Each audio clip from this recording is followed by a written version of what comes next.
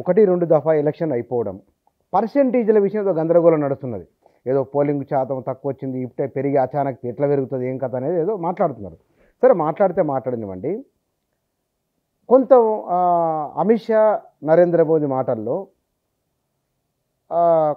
పట్టు తప్పిపోతుందా అనే భావన ఏమన్నా ఉన్నదా వారి మాటల్లో అనిపిస్తున్నది. కొంచెం జారుతున్నామా ఏమి అనే. ఎన్నికల ముందు వాళ్ళ వ్యూహకర్తలు వాళ్ళు ఊహించింది ఏమిటంటే రేవంత్ రెడ్డి చెప్పేదానిలో కొన్ని ఇన్సైడ్ ఫ్యాక్టర్స్ కూడా ఉన్నాయి. అబ్కీ బార్ 400 అనేటువంటి స్లోగను ఒక ఫైనల్ గేమ్ అనుకున్నాడు మోడీ. ఇండియాని భారత్గా మార్చడానికో, లేకపోతే ఇండియాను హిందూ రాష్ట్రంగా మార్చడానికో, హిందూ దేశంగా పిలుచుకోవడానికో, లేదా హిందూ భావజాలంతోటే ఈ దేశం నడుస్తుందని చెప్పడానికి ఒక ఫైనల్ స్ట్రాటజీ అనుకున్నాడు. దానికి రేవంత్ రెడ్డి నేషనల్ లెవెల్లో కూడా చాలామంది లీడర్లు చెప్పేది విన్నాం, కానీ దీని వెనుక ఉన్న అంతఃసూత్రాన్ని ప్రజలకు అర్థమయ్యేటట్టు చెప్పడంలో రేవంత్ రెడ్డి సక్సెస్ అయినాడు. ఆయన ఏమంటున్నాడు, 2/3 మెజారిటీ కావాల్సి వస్తుంది, రిజర్వేషన్లు మారుస్తాయి, మోర్ దాన్ 50% రాష్ట్రాలు ఒప్పుకోవాల్సి వస్తుంది. కాబట్టి వీళ్ళు రాష్ట్రాలను చదును చేసుకుంటూ వచ్చినారు. మొదలు 10 చోట్లనో 8 చోట్లనో వాళ్ళ ప్రభుత్వాలు దించేసినారు, వీళ్ళ బీజేపీ ప్రభుత్వాలు తీసుకొచ్చి, విచ్ ఈజ్ ఎ ఫ్యాక్ట్. అది చేసి ఇప్పుడు 400 సీట్లు రావాలంటున్నారు. ఈ 400 సీట్లు వస్తే రాజ్యాంగాన్ని మార్చేసి ఈయన రిజర్వేషన్లకు అప్లై చేస్తున్నాడు. రిజర్వేషన్లు రద్దు చేసి దేశవ్యాప్తంగా దీనికి ఆర్ఎస్ఎస్ ఐడియాలజీని జోడించి దీనికి ఆర్ఎస్ఎస్కి అనుగుణంగా దీన్ని హిందూ రాష్ట్రం వైపు, రిజర్వేషన్లు లేని వైపు తీసుకుపోవాలనేది మొదటిది. రెండవది, సరే రేవంత్ రెడ్డి చెప్పట్లేదు కానీ ఇది ఒక అధ్యక్ష తరహా ప్రభుత్వం లాగా మార్చేసి ఒక పుతిన్ లాగా మొత్తం ఆయననే శాశ్వత ప్రధానిగా ఉండేటట్టుగా చేసేటువంటి ప్రయత్నం ఒకటి చేస్తున్నారు అనేటువంటి 2 అంశాలు చేస్తున్నారు. బహుశా ఇది కావచ్చు, కాకపోవచ్చు, కానీ ఇంటర్ప్రిటేషన్కి స్కోప్ ఉన్నటువంటి అంశం. బీజేపీ ఆ సిద్ధాంతాన్ని తీసుకొని 400 స్థానాలు అనేటువంటి దాంతో చాలా aggressive campaign in the beginning start చేసింది.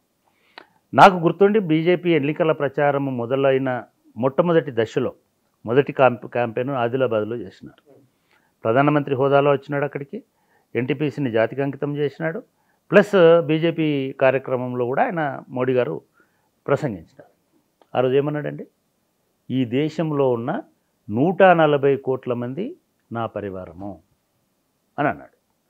ఈ దేశంలో ఉన్నటువంటి 140 కోట్ల మంది హిందువులే కాదు, మొత్తం నా కుటుంబం నా వాళ్ళే అన్నాడు. నేను మీకోసమే ఉన్నా, మీరందరూ నా కుటుంబ సభ్యులు. అప్పటి నుంచే మోడీ కా పరివార్ అనేటువంటి అడ్వర్టైజ్మెంట్లు స్టార్ట్ అయినాయి. మోడీ పరివారం అంటే 140 కోట్ల మంది, మోడీ పరివారం అంటే భారతదేశము, మోడీ పరివారం అంటే భారతీయులు. ఇక్కడ ఎవరికి అభ్యంతరం లేదు. ఏ ప్రధానమంత్రి అయినా సరే ఈ ప్రజలు నా కుటుంబం అని చెప్తే అందరూ నమస్కారం చేస్తారు, వెరీ గుడ్ సార్ అని అంటారు. ఇది ఫస్ట్ ఫేజ్ వరకు కూడా మోడీ కా పరివార్ అనేటువంటి వాదనలతోటి బయటకు వచ్చినారు. ఎప్పుడైతే ఫస్ట్ ఫేజ్ ఎన్నికలు ముగిసినాయో వాళ్ళ టోన్లో వాళ్ళ ప్రతిపాదించిన గోల్లో మార్పు కనబడింది. సడన్గా ముస్లింల మీద అటాక్ చేయడం మొదలుపెట్టినారు. ఒక 4-5 అంశాలు మన అందరికీ తెలుసు. మీరు కాంగ్రెస్ పార్టీ తన ఎన్నికల ప్రణాళికలో ఫలానా అంశం పెట్టింది, వాళ్ళు గెలిస్తే మీ సంపద సర్వే చేస్తారు, సర్వే చేసి ఆ సంపదను ముస్లింలకు పంచుతారు అనేది ఒకటి. అక్కడ మోడీ చిన్నది దాంట్లో ట్విస్ట్ ఏమి ఇచ్చిందంటే, కాంగ్రెస్ ఎన్నికల నేను చదివిన దాన్ని ఎక్కడ కూడా ఆస్తులు పంచుతామని అనలేదు. ఆ టైంకి షాంపిట్టోడు ఒక మాట అన్నాడు, దాన్ని మోడీ అద్భుతంగా టర్న్ చేసింది దానికి అటువైపు. మోడీ ప్రచారంలో షాంపిట్రోడ్ ఇప్పటికి కూడా వాళ్ళ ఇండియన్ కాంగ్రెస్కి ఓవర్సీస్ దానికి ఏదో ఉన్నాడు, బాధ్యతలు చూస్తున్నాడు. పర్వాలేదు, కోర్టు చేస్తే నో ప్రాబ్లం.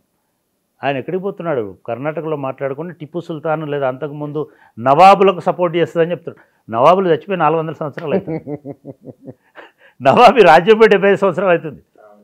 అంటే ఇప్పుడు ఎట్లాగైతే బీజేపీ స్వాతంత్ర పోరాటంలో లేదు, బీజేపీ బ్రిటిష్ వాళ్ళని సపోర్ట్ చేసింది అని చెప్పినటువంటి చర్చలాగా కాంగ్రెస్ నవాబులను వీళ్ళని సుల్తాన్లను సపోర్ట్ చేసింది అనేటువంటి అక్కడి నుంచి తీసుకొస్తున్నాడు. దీనిలో సీరియస్గా మనం తీసుకోవాల్సినటువంటి అంశం ఏంటంటే, మీరు చెప్పినట్టుగా అసలు కాంగ్రెస్ పార్టీ ఎక్కడనైనా వాళ్ళ మేనిఫెస్టోలో ఆస్తులు పంచుతామని చెప్పిందా? ఎక్కడా అనలేదు.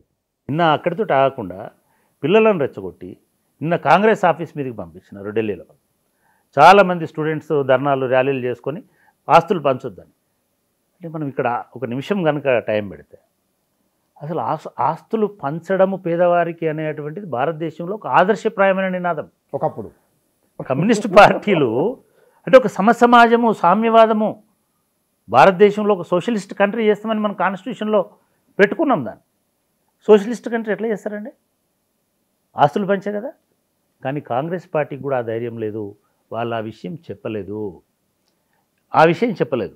చెప్పకున్నా సరే దాన్ని మోడీ ఒక ఎలక్షన్ టర్నింగ్కి సెకండ్ ఫేజ్, ఫస్ట్ ఫేజ్ తర్వాత దాన్ని పట్టుకొచ్చినాడు. కాంగ్రెస్ పార్టీని దెబ్బతీయడానికి ఏ రాజకీయ పార్టీ ప్రయత్నం చేసినా అది ఎవరికి ఇబ్బంది కాదు, అది రాజ్యాంగ విరుద్ధం కాదు. ఎన్నికలు అన్నాకనే ఒక పార్టీ దెబ్బతీస్తుంది. కానీ ఆయన ముస్లింల మీద మాట్లాడి టార్గెట్ చేసి ఆస్తులు పంచుతుందంటే నష్టం లేదు, ఉన్నవాళ్ళ ఆస్తులు తీసి పేదవాళ్ళకి ఇస్తుందంటే కూడా నష్టం లేదు. అప్పుడు పేదవాళ్ళందరూ కాంగ్రెస్ పార్టీ కొట్టేస్తారు. ఆయన ఏమన్నాడు? ఉన్నవాళ్ళ ఆస్తులన్నీ తీసి ముస్లింలకు ఇస్తుంది, చొరబాటుదారులకు ఇస్తుంది, వేరే దేశం. అసలు ఏం మాట్లాడుతున్నాడు ఆయన ప్రధానమంత్రి? అది ఒక పెద్ద షాకింగ్. అంటే నిజంగా హుందాగా మాట్లాడాలనుకుంటే ప్రధానమంత్రి గారు ఏం చెప్పాలంటే, మీ సంపదను పంచుతుంది. రెండోది ఏం చెప్పినాడు చివరికి? అది ఇంకా ఎక్కువ డ్యామేజింగ్గా చాలామందికి డిస్టర్బింగ్ అనిపించింది. ఏంటంటే మీ మెడలో ఉన్న మంగళసూత్రాలని కూడా, మీ తాలిబొట్లను కూడా కాంగ్రెస్ పార్టీ తీసేసి వేరట. ఇంత మరి అంటే భారతదేశంలో హిందూ మతంలో మంగళసూత్రం అనే దానికి ఒక అనవసరమైన పవిత్రత ఒకటి ఉంటుంది. దానికి ఏదో అంటే మంగళసూత్రం అంటే భర్తలను చంపేస్తారా? బంగారం కాదు మంగళసూత్రం అంటే, పసుపుకమైన మంగళసూత్రమే అంటారు. పసుపు తాడంటే కూడా మంగళసూత్రమే అనుకుంటారు. మీ మంగళసూత్రాలను తీసేస్తుందంటే ఏమన్నట్టు? ఇది చాలా డిస్టర్బింగ్గా చేసినటువంటి కామెంట్. మరి ఎన్నికల కమిషన్ ఎందుకు దాని మీద దృష్టి పెట్టలేదో నాకు అర్థం కాదు. కేసీఆర్ నిన్న అదే మాట ఆయన కూడా. మంగళసూత్రాలు దించేయడం అని అంటే మన తెలంగాణలో నీ తాడి దెంప అంటారు. అంటే నీ తాళి దిగిపోవడం అంటే చచ్చిపోవడం. ఈయనేమంటాడు? మీ తాళి తెంపేసి మీ మంగళసూత్రాలు తీసేసి వేరేటోళ్ళకి పంచుతారు, మీరు ఎంతో పవిత్రంగా దాచుకునేటువంటి దీన్ని ఇది మాట్లాడాల్సింది కాకుండా ఆయన మాట్లాడినాడు. మూడవది రిజర్వేషన్లకు సంబంధించి, ముస్లింల రిజర్వేషన్లకు సంబంధించినటువంటి ప్రస్తావన మోడీ స్వయంగా ఒక ప్రధానమంత్రి అయ్యండి చెప్పుకుంటూ, ఆంధ్రప్రదేశే దానికి ఎగ్జాంపుల్. ఆంధ్రప్రదేశ్లో వాళ్ళ అధికారంలో ఉన్నప్పుడు ముస్లింలకు రిజర్వేషన్లు ఇచ్చినారు. అది ఇంకొక అబద్ధం. ఆంధ్రప్రదేశ్లో ఇచ్చినటువంటి రిజర్వేషన్లు ముస్లింకి ఇవ్వలే. ఆంధ్రప్రదేశ్లో ఇచ్చినటువంటి దీనిలో ముస్లింలలో ఉన్నటువంటి వెనుకబడిన కులాలని ఒక సర్వే చేసి, ముస్లింలలో ఉన్నటువంటి వెనుకబడిన కులాలను సర్వే చేసి, వాళ్ళని వెనుకబడిన కులాలలో ఒక ఈ గ్రూప్గా గుర్తించి ఒక భాగం చేసి బీసీగా చేసి దానిలో రిజర్వేషన్లు ఇచ్చినారు. కానీ ఈ సంగతి యూపీలో, గుజరాత్లో, బీహార్లో, కర్ణాటకలో ఉన్న వాళ్ళకి తెలియదు. ఓహో, ఆంధ్రప్రదేశ్లో అట్లా చేసినారు, అదే ఇప్పుడు దేశంలో చేస్తారు, ఇది వాళ్ళ ఎజెండా. బీజేపీ మొత్తం కాంగ్రెస్ని వాళ్ళ మేనిఫెస్టోని కూడా ఇది ముస్లిం లీగ్ మేనిఫెస్టో లాగా ఉందని అన్నారు.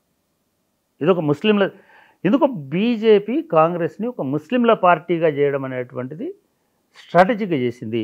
దానివల్ల ఏమనుకుందంటే హిందువులందరూ, ప్రతి హిందువు, భారతదేశంలో ఉన్నటువంటి ప్రతి హిందువు ముస్లింలను శత్రువుగా చూస్తారని అనుకున్నాడు. కానీ అట్లా చూడరు. హిందువులు కూడా బుర్రున్న వాళ్ళే, వాళ్ళకు కూడా ఆలోచన ఉంటుంది. వాళ్ళకు కూడా ముస్లింతో ఎంత థ్రెట్ ఉందనుకుంటే తప్ప, థ్రెట్ లేని చోట ముస్లింలు హిందువులు బాయిగానే ఉంటారు, ఒకటే దానిలో కలిసి జీవిస్తారు. తెలంగాణలో మనం చూస్తున్నాం చాలా సందర్భాలలో ఎప్పుడు కూడా ముస్లింలు హిందువులకు శత్రువు కాదు, హిందువులు ముస్లింలకు శత్రువు కాదు. కానీ యూపీలో ఉండేటువంటి పద్ధతిలో లేదా బీజేపీలో ఉండేటువంటి అనుసరించే వ్యూహంలో భాగంగా వాళ్ళు మోడీ అండ్ అమిత్ షా ముస్లింలని అటాక్ చేయడం వల్ల హిందువులను పోలరైజ్ చేయొచ్చు, హిందువులను తమ వైపుకు తీసుకోవచ్చు అనేటువంటి ఒక రాంగ్ స్ట్రాటజీని అప్లై చేయడానికి ట్రై చేసినారు. దానికి పర్ఫెక్ట్ ఫిట్టింగ్ రిప్లై అది ఏ రకంగా అయినా సరే రెండు రకాలుగా ఇప్పుడు రేవంత్ రెడ్డి రెండు అస్త్రాలు ప్రయోగించినాడు. ఈ రెండు కరెక్ట్గానే పనిచేసినాయి కాబట్టి వాళ్ళు డిఫెన్స్లో పడేటువంటి వాతావరణం. ఈయన కూడా వాళ్ళు అనలేదు ఆ మాట, రిజర్వేషన్ రద్దు వాళ్ళు అనలేదు. స్ట్రాటజీ అదే కదా పాలిటిక్స్లో. ఎట్లాగైతే ఆంధ్రప్రదేశ్లో ముస్లింలకు రిజర్వేషన్లు ఇచ్చి ముస్లింల పార్టీలాగా ముస్లింలను మనకు రుచిగొలుపుతున్నారు. ఇంకో మాట కూడా అన్నాడు మోడీ, అమిత్ షా ఆంధ్రప్రదేశ్ అమిత్ షా హైదరాబాద్కి వచ్చినప్పుడు ఇక్కడ మాట్లాడినప్పుడు తెలంగాణలో మాట్లాడింది ఏమన్నాడు ఆయన? అది పాపం ఆయన ఏమన్నాడంటే ఎస్సీ ఎస్టీ బీసీలకు రావాల్సినటువంటి ఓబీసీలకు రావాల్సినటువంటి హక్కుని విభజించి ముస్లింలకు ఇచ్చినారని అన్నాడు. రేవంత్ రెడ్డి అదే అంటున్నాడు ఇవాళ. అంటే ఆయన ఆ మాట అంటలేడు ముస్లింలదని, కానీ రిజర్వేషన్లు అంటే వాళ్ళకు పడతలేదు. రేవంత్ రెడ్డి ముస్లింలు అంటే వాళ్ళకు పడదు కాబట్టి ఇట్లా చెప్తున్నాడు అనట్లే. ఒకటి గుర్తుపెట్టుకోండి, రేవంత్ రెడ్డి చాలా పర్ఫెక్ట్ బ్రెయిన్, పర్ఫెక్ట్ బ్రెయిన్ కూడా. ఎందుకంటే అది ట్రైన్ అయిందే ఏబీవీపీ బ్రెయిన్ కాబట్టి, అంటే బీజేపీ ఐడియాలజీ తెలుసు కాబట్టి ఆయన మళ్ళీ మతాన్ని వాడట్లా. మాట్లాడకుండా అనకుండా రిజర్వేషన్లను మేము తొలగిస్తామని అంటున్నారు. దీంతో ఎస్సీ ఎస్టీ ఓబీసీలకు నష్టం జరుగుతుంది. ఈ ఎస్సీ ఎస్టీ ఓబీసీల ప్రతినిధిగానే రేవంత్ రెడ్డి అనేవాడు ఇక్కడ ఉన్నాడు. నేను వాటిని కాపాడమే కాకుండా వాటిని ఇప్పుడు పెంచుతా అంటున్నాడు. ఇప్పుడు ఇక్కడ వాళ్ళు డిఫెన్స్లో పడిపోయారు. నిజంగా కూడా నిన్నటి వరకు ఒక లెక్క ఉండే, చాలామంది ఈవెన్ ఇంక్లూడింగ్ మనం కూడా ఒక ఇంటర్వ్యూలో బీజేపీ బలం బాగా పుంజుకుంటున్నది అని అనుకున్నాం. రేవంత్ రెడ్డి ఈ ఇష్యూని ఎందుకు ఎన్నుకున్నాడు అనడానికి నేను చెప్తున్నాను. మేము అంతర్గతంగా కొంతమంది అకాడమిషియన్స్ అసలు బీజేపీ ఎందుకు పెరుగుతుంది ఓబీసీలో అంటే ఓవరాల్గా తెలంగాణలో అనుకుంటే, బీసీ ఓట్ బ్యాంకు బీఆర్ఎస్ నుంచి షిఫ్ట్ అవుతున్నది. ఈ మధ్య 2-3 సర్వేలలో కూడా బీసీలో ఓటు బ్యాంక్ ఎంత షిఫ్ట్ అవుతుంది అనేది కూడా కొంతమంది ఏదో స్టడీస్ చేసినారు. అంటే ఒక 18% 20% ఉన్నటువంటి బీజేపీ ఇవాళ 30% దాకా వచ్చిందని సర్వేలు చెప్తున్నాయి. ఈ 30% రావడానికి 10% ఎక్కడి నుంచి వచ్చిందని అంటే బీఆర్ఎస్ నుంచి వచ్చినటువంటి బీసీలు చాలామంది ఇటు వచ్చినారు అనేటువంటిది ఒకటి. రెండవది, బీసీలను టార్గెట్ చేసుకుంటూ గత 2 years నుంచి 1 year నుంచి బీజేపీ ప్రచారం చేసింది తెలంగాణలో. ఈటెల రాజేందర్ని లేపడము, లేకపోతే బండి సంజయ్ని చేయడము, వాళ్ళ బీసీలనే చాలామందిని ఎంపీలుగా ఇవ్వడము, ఇదంతా చేసుకుంటూ వచ్చింది.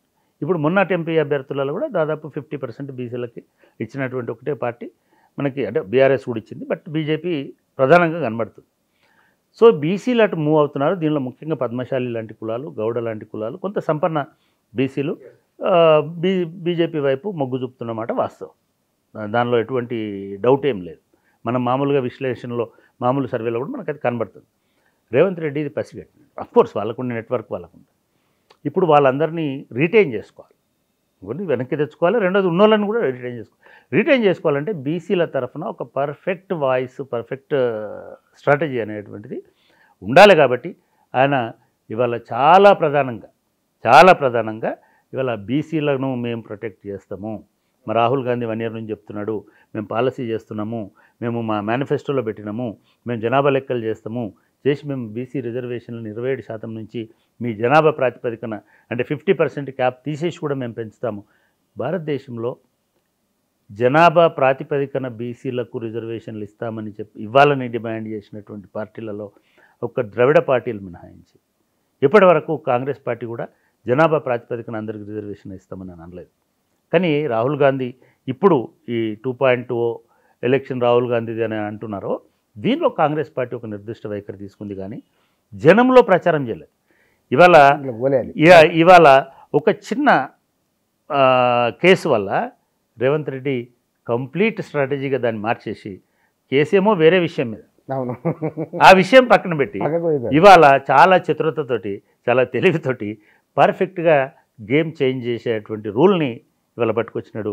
నెక్స్ట్ ఫేజ్ అంతా, లేదా తెలంగాణకు ఎప్పుడు వచ్చినా కూడా వాళ్ళు రేవంత్ రెడ్డి ఎట్లాగైతే నేను రైతు బంధు ఇస్తాను దేవుళ్ళ మీద ఏ జిల్లాకు పోతే ఆ జిల్లాలో చెప్తున్నారో, రేపు నరేంద్ర మోడీ వచ్చి కూడా నా మీద ఒట్టు అమ్మతోడు, నేను చచ్చిపోయేదాకా, నేను బతికున్నంత కాలం నేను రిజర్వేషన్లు ఇస్తాను వాళ్ళను అనివార్యతలోకి నెట్టేసినాడు. అది గ్రేట్ స్ట్రాటజీ.